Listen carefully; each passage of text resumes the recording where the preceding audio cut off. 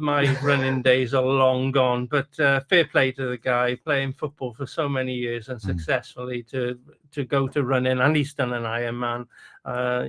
That's great. It's great. As he mentioned, you have to, when you play competitive sport for so long, you like to keep involved, and that's his way of doing things. A London Marathon. Yeah, Fraser, you still got the running shoes there handy. But one thing that we didn't mention with Martin is that there is fundraising going on as well. So if you find him on social media, you can donate to the cause as well. Yeah, certainly, and it's a great cause as well. So I encourage anyone to have a look at that and help him out for certain. We are turning our attention to a bit of golf and to a bit of women's rugby with their Six Nations kicking off over this weekend, actually. But before we do that, we're going to start off with the tiny little golf ball. We've got our resident golf expert with us, Katie. Good evening. Good evening. Ahead of the mood train, which will be departing in 10 minutes and 18 seconds. I've got to put my bib and tucker on and my British Rail cap and my sandwiches to get ready for it. We will be prompt, I promise. You had a catch-up with the sports show, was it last week or the week before? Last Monday. Yeah. Ahead of the Masters. Fraser, you were in that conversation as well. Was it the two of you? Was it you and Ben? I can't remember. No, it was myself and Katie. Katie, the expert, gave me his tips for the Masters. We can maybe replay that. Have we got time to replay that? Yeah, shall we? I'm not a betting man. You know why now. Yes, yeah. I said something like, "No, Rory's had a bad back. I would count him out this year." John Ram, I fancy him. Yeah. Rory went up the blocks like a greyhound, and John Ram bombed early on. Yeah. Oopsie. But you were saying, Fraser, you were up there and until that final putt went in. Go on, give us your view. Oh, again, the tournament. Firstly, I thought McIlroy, he's just this fascinating, compelling sportsman and champion, isn't he? You look at this guy; he is so fallible. At one moment, supremely talented. You think that he's capitulating under the pressure. He had that 3-putt double bogey. And then the next hole, he's pulling off a 263-yard 4-iron around the trees on a par 5 into the heart of the green for an eagle putt. And I thought actually that this year was more impressive than last year. Last year will never be forgotten because of the build-up and the emotion and the wait for him and the release at the end. But this year, I thought, of course, his first 2 rounds, he had that clear lead. The lead was right. Every time in that 4th round where he looked to be falling off, he almost had the resilience to put his foot down and say, I'm going again.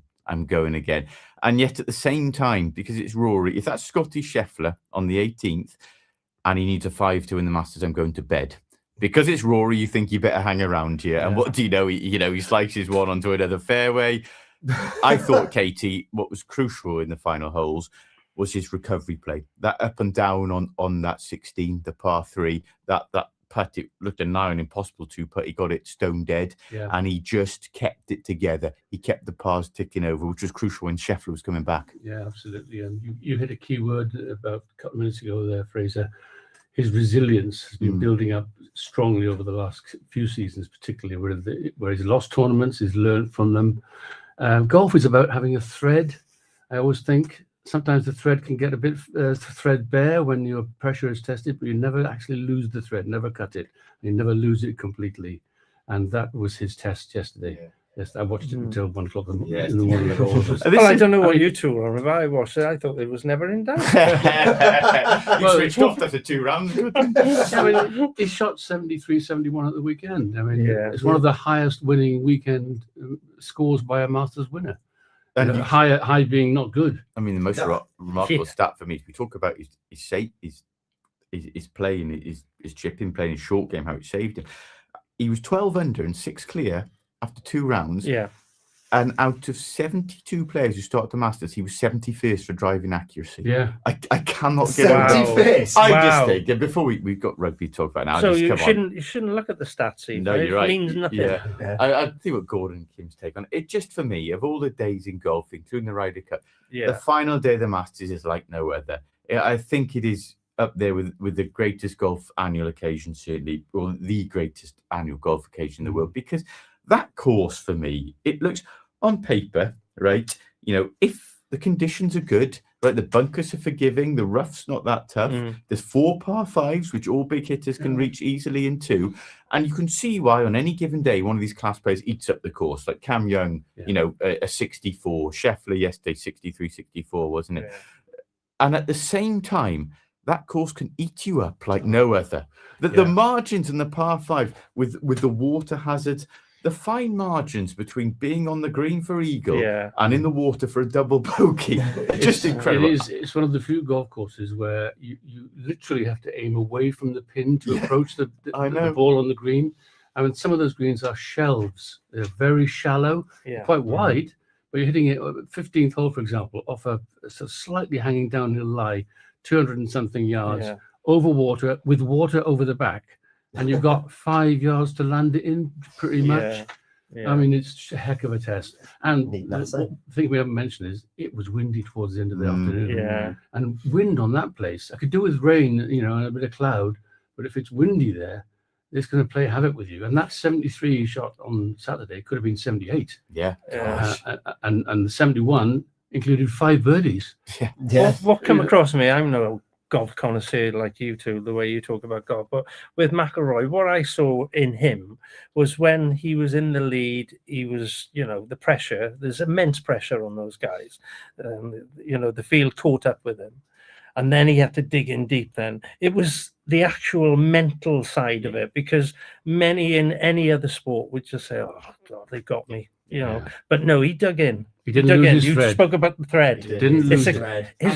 His mind, he was on it. Augusta players are under a pressure that we can't even comprehend. Oh, yeah. We can't even go. Yeah. And you saw it. You saw Justin Rose playing beautifully. I felt for Justin Rose playing beautifully until the 10. Cam Smith, seemed to creak a bit in that final 9. But we'll be here next year talking about green jacket number 3. Maybe. Well, I was going to, KT, is he going to do it next year? Well, yeah. Well, he's well able. Don't tip him. Don't tip him. Wait a minute. He's got no chance.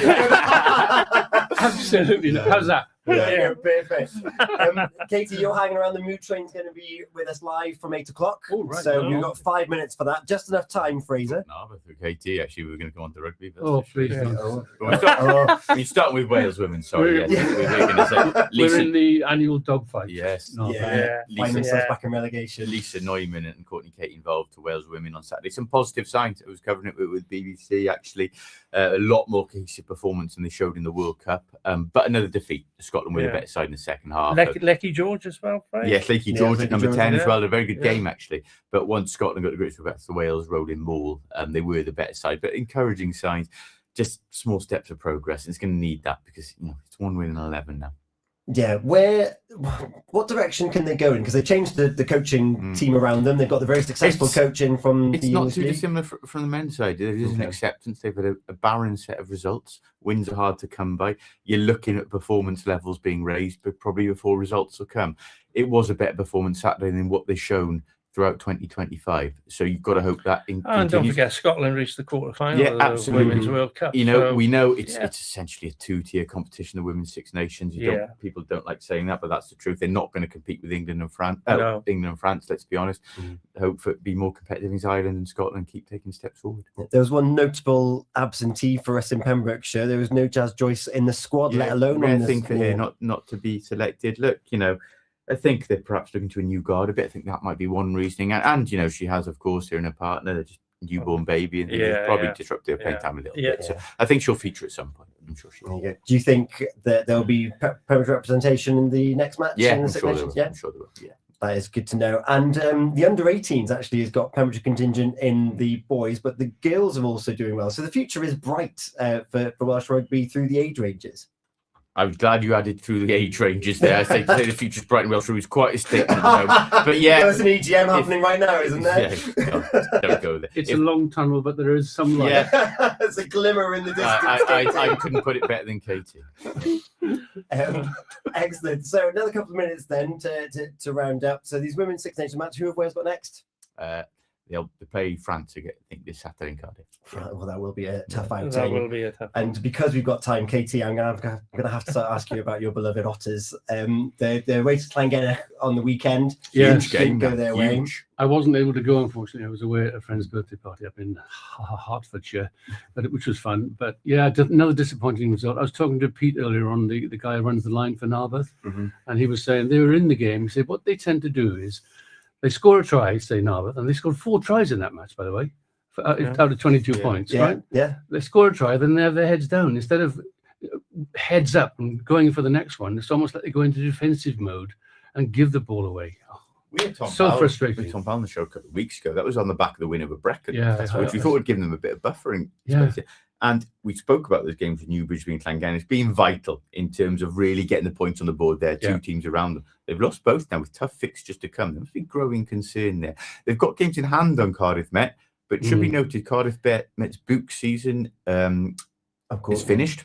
Oh, So they're now yeah, able yeah. to put everything into the Saturday League. So they are strong in these last few weeks. Yeah. Narberth and Narberth have got Beda, who are top of the division as well. Neath to come as And well. Neath as well. Hot news, by the way. I hear that the last game of the season against Brecon might not be on because Brecon are supposed to be going on a tour. Oh, Now, if that is so, Narberth could get 4 points for not playing it. Okay. Imagine that, how important that could be. gosh. Like another Newcastle Emlyn game. That'll go down well. Oh, imagine that. That's what I hear. Right. Yeah. We'll see how that. We should mention Temby. Their title hopes opener. No, I think they're lost on the weekend as I well. did I think notice that's that as well. Yeah. That was it's a game they were expected to win, to be honest with you. Milford They lost by a couple of Milford points. beating didn't they? Nayland quite comfortably in a derby. I didn't expect that. I thought No. a tough battle. The Nayland after play Nayland, 80 minutes might have scuppered them after recent events. I think. Yeah. There was a few concussions in that game. The Evans boys both went off. Owen and They lost some players early on. they didn't they did. These teams have had But a big game this Saturday, mate. Yeah, huge. Haverfordwest go to Milford. Yeah. So that will be very interesting. I'm There sure you that that last minute postponement won't get mentioned at all when they go and hell for leather at each other. Those two. Yeah, huge. Huge Haverfordwest as well. Their promotion bid. Of as course well. it is, The locomotive is in the station. I- Can you these boys up? I did just hear the beep beep. We're coming up to the exciting end of the season in football, rugby, and everything else for these winter sports. And the cricket ovals are looking gorgeous around the racecourse. We'll be transferring to that very shortly. In the meantime, the locomotive, the mood It's train. like being a teenager again with the guard to just stop messing around and get out the station. The mood train up next with the Kim Thomas here on Purist Radio. Thank you, gents. Cheers, guys. Cheers, guys. Pure West